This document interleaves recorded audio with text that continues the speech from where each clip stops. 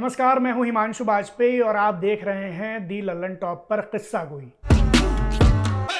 तो एक बार एक जंगल था जिसमें सिर्फ परिंदे रहते थे और इस जंगल में शुतुरमुर्ग ने यह घोषणा की कि कल सुबह 9 बजे हम आसमान में उड़ेंगे। तो यह घोषणा जब जंगल के परिंदों ने सुनी तो सब हैरान रह गए। सोचा कि यह इतना भारी भरकम जानवर है, ये कैसे उड़ेगा। फिर भी उस शुतुरमुर्ग की विशिष्टता पर, उसके अलग होने पर, उसकी दमदारी पर सबको यकीन था। सो अगले दिन 9 बजे सारे लोग एक जगह पर इकट्ठा हुए। शुतुरमुर्ग आया, उसने सबसे पहले उड़ने की महिमा पर एक जोरदार तकरीर की।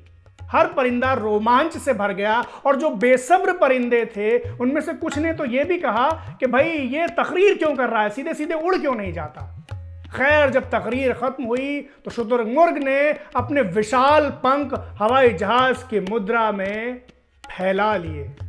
ऐसा देखते ही सारे परिंदे शुतुरमुर्ग जिंदाबाद जिंदाबाद के नारे लगाने लगे और कुछ लोगों ने तो यह भी सोचा कि यह परिंदा आज जिंदगी में पहली बार उड़ने जा रहा है। ऐसा माहौल बना है, कहीं ऐसा ना हो कि यह पहली बार जो उड़े तो इसे उड़ना इतना पसंद आए कि यह इस जंगल में वापस ही ना लौटे।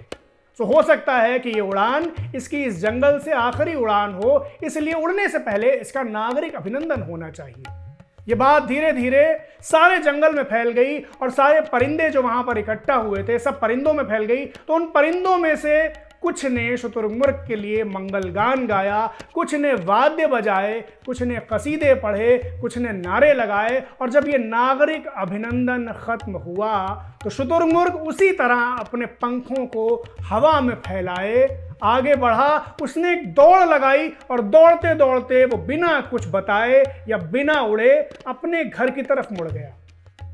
ये तमाशा जब शुतुरमुर्ग की पत्नी ने देखा तो रास्ते में उससे मिलकर पूछा कि हे प्रभु, आपने ये कैसा ड्रामा दिखाया। शुतुरमुर्ग बोला कि ड्रामा क्या, ये तो मेरा मास्टर स्ट्रोक है। पत्नी ने पूछा कैसा मास्टर स्ट्रोक? आपने इतनी बड़ी बड़ी बातें की, तकरीर की, घोषणा की और फिर बिना उड़े ही सीधा बैक टू पेवेलियन। शुतुरमुर्ग बोला कि भाई मैं तो उड़ जाता, लेकिन तुमने देखा नहीं कि कैसे मेरे उड़ने की खबर सुनकर जंगल के सब परिंदे उदास हो गए। वो मेरे वियोग में परेशान हो गए। उन्हें डर लग रहा था, आशंका सता रही थी कि पता नहीं मैं जंगल में वापस लौटूंगा या नहीं। तो मुझे लगा कि ये परिंदे मेरा वियोग नहीं झेल पाएंगे और मैंने इनकी उदासी को दूर करने के लिए इनके हित में न उड़ने का फैसला किया। मगर पत्नी ने टू द पॉइंट रहते हुए फिर से पूछा कि प्रभु ये बताएं, जब आप जानते हैं कि कुदरती तौर पर आप उड़ने में सक्षम ही नहीं हैं, तो आपने ये हवाई घोषणा क्यों की?